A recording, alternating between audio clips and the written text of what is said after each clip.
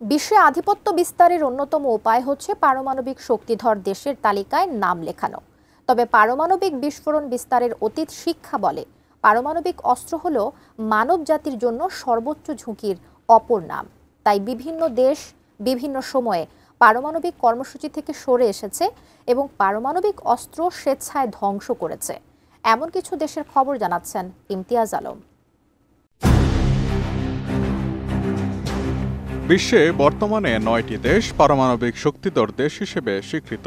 তবে পারমাণবিক অস্ত্রের ঝুঁকির কথা চিন্তা করে বিশ্বের বিভিন্ন দেশ পারমাণবিক অস্ত্র বিস্তার নিরোধ চুক্তি এনপিটি স্বাক্ষর করেছে। স্বাক্ষরকারী 189টি দেশের মধ্যে রয়েছে এনপিটি স্বীকৃত 5টি বৃহৎ পারমাণবিক শক্তিধর দেশও।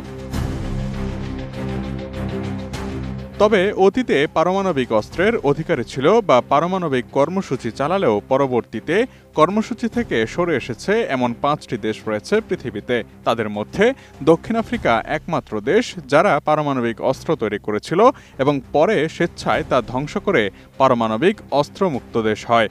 1980-র দশকে তারা 6টি পারমাণবিক অস্ত্র তৈরি করেছিল, কিন্তু 1990-এর দশকের শুরুতে রাজনৈতিক পরিবর্তন ও আন্তর্জাতিক চাপের মুখে তারা তাদের পারমাণবিক কর্মসূচি বন্ধ করে এবং অস্ত্রগুলোও ধ্বংস করে।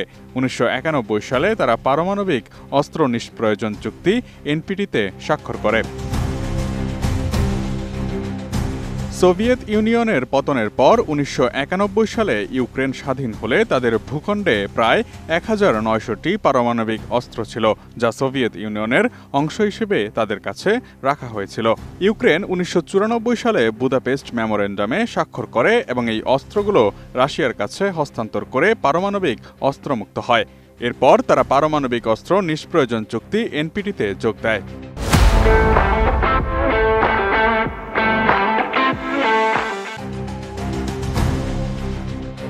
ইউক্রেনের মতোই সোভিয়েত ইউনিয়নের পতনের পর বেলারুশের ভূখণ্ডে সোভিয়েতের পারমাণবিক অস্ত্র ছিল।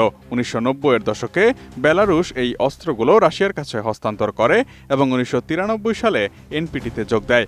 আলোচনার বাইরে থাকা মধ্য এশিয়ার দেশ কাজাখস্তানের কাছেও প্রায় 1400টি পারমাণবিক অস্ত্র ছিল। তারা 1994 সালে এই অস্ত্রগুলো রাশিয়ার কাছে হস্তান্তর করে পারমাণবিক অস্ত্রমুক্ত হয় এবং এনপিটিতে যোগদান করে।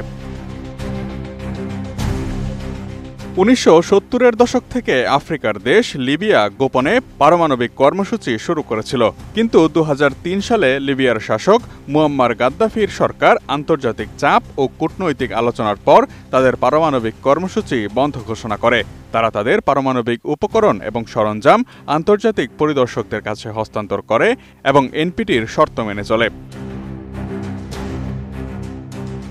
এই দেশগুলোর মধ্যে দক্ষিণ আফ্রিকা ছাড়া বাকিরা সোভিয়েত ইউনিয়নের পতনের পর উত্তরাধিকার সূত্রে প্রাপ্ত পারমাণবিক অস্ত্রগুলো ত্যাগ করেছে।